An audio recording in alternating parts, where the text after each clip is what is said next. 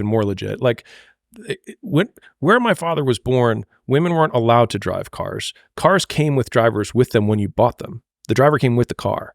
Or like he was born in a very different world. Like fathers don't apologize to sons. It just wasn't that way.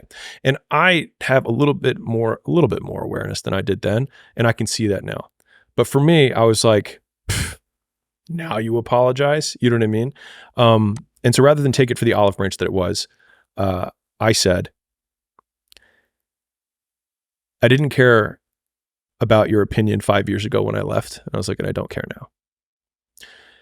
And he was like, well, we'll see how long your success lasts. And so what could have been a really nice exchange ended up becoming pretty ugly. But the main point there was that I wanted to, in the beginning, like make as much as my father. Then it was make more than my father. And then it was make more than my father had ever made in his entire life. And once I had achieved that, I realized that as much as like, it sounds terrible to say this, but like I was trying to beat him at his game. And this is pretty alive in a lot of Asian cultures. Same thing. Making money is a big, like when my dad would introduce somebody, he'd be like, this is so-and-so, he makes this much a year. Like, so it was just really clear, like this is how much status someone has. And so like, it was really deep for me. But it was only when I realized that I had won at his game that I realized I'd never even asked the question of like, what game am I trying to win?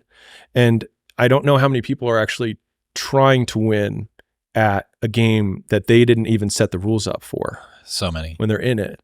And that's why I say, like, I think I was fortunate that I hit a really tough goal because my dad is a successful man, relatively early on.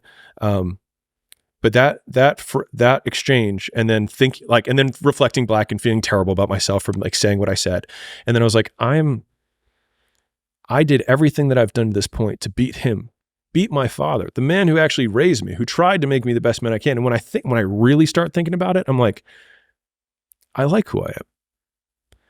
He raised me. So doesn't that mean that he might have been the perfect father? And then that really messes with me. And so, so go ahead. Well, it's hard to think that the people you used to have contempt for or distaste or hatred or whatever shaped you in a way that you couldn't have been. And I often think about how the things I'm most proud of in myself are the light side of something that I was so embarrassed about, so ashamed about. Being an outcast as a kid meant that I love, or I'm capable of being on my own way beyond how anybody else is. Yeah. So far beyond it. I can work on my own in solitude.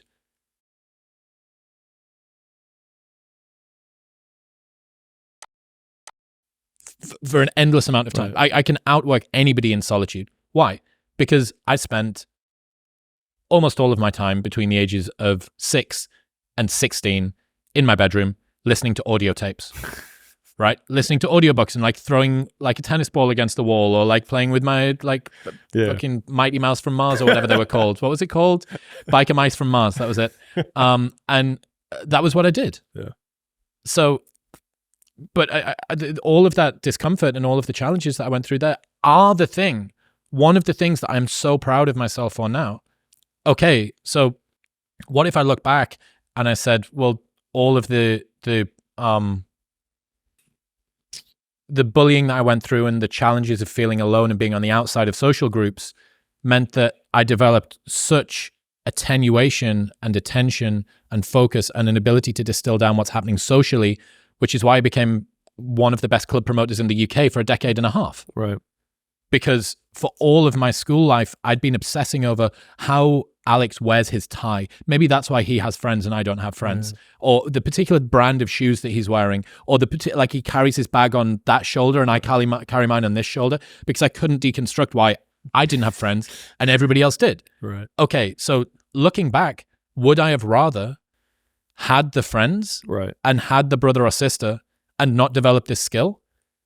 I can't split test life, so I don't know. Right. But my life's ended up pretty good and I'm happy with it. So I need to not only look back at that stuff as something not to hate, but something to genuinely be thankful for. Yeah. And that is, frankly, something I'm still working through. Well, yeah, it goes